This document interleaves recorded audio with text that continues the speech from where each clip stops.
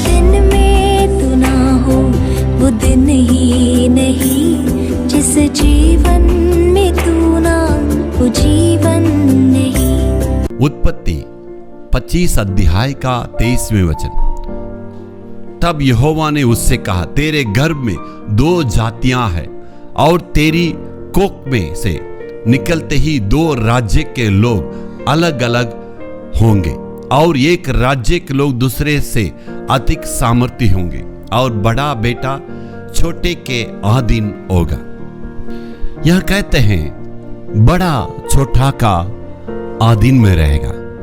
यहां पर 2 जातियों के बारे में कहते हैं, 2 लोगों के बारे में परमेश्वर का वचन सुंदर ढंग से कहता है। एसा और याकूब के बारे में, याकूब का स्वभाव था और आशीष को प्राप्त करना।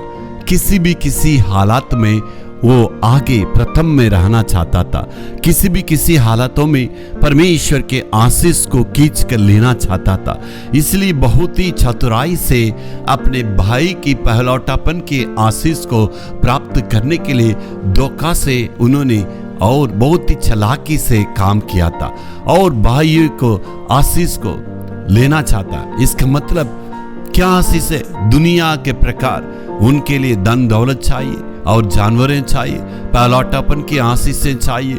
सारी बातों को वो प्राप्त करने के लिए चाहता था। इस दुनिया की प्रकार के आशीष क्या है? जी हाँ, धन दौलत चाहिए, मकान चाहिए, गाड़ियां चाहिए और सुख सुविधाएं बढ़ाना चाहिए। हम और आरामदायक जीवन बिताना चाहते हैं, सुख के ऊपर सुख लेना है और आशीषों के ऊपर आशीष प्राप्त करना चाहते हैं, घर के ऊपर घर बनाना चाहते हैं, गाड़ी के ऊपर गाड़ी खरीदना चाहते हैं। इसका मतलब किसी न किसी ढंग से उस आशीष को प्राप्त करने चाहते हैं। लेकिन मसीह भी हमें आशीष देना चाहता। दोनों में बहुत फर्क है। हम आत्मिकता में आगे बढ़ना है, वरदानों को प्राप्त करना है और आत्मिक फलों को हमें जरूर प्राप्त करना है। प्रेम और धीरज और संयम और पवित्रता, विश्वास, ये सारी बातों को प्राप्त करके दूसरों के जीवन में आशीष को प्राप्त करने के लिए परमेश्वर चाहता है हम आशीष को, आत्मिक आशीषों को प्राप्त करके उसके द्वारा दुनिया की आशीष को हम प्राप्त करें। जी हाँ मेरे प्यार, इस दुनिया के लोगों को देखिए, अपने के आशीष को प्राप्त करने के लिए दूसरों को धोखा देना चाहते हैं, दूसरों को बहुत वो चतुराई से उनसे निकालना चाहते हैं। ये परमेश्वर के द्वारा आशीष नहीं है। यदि हम विश्वास के द्वारा आशीष को प्राप्त करने के लिए कोशिश करेंगे, परमेश्वर हमें जरूर आशीष देगा। Hallelujah, hallelujah.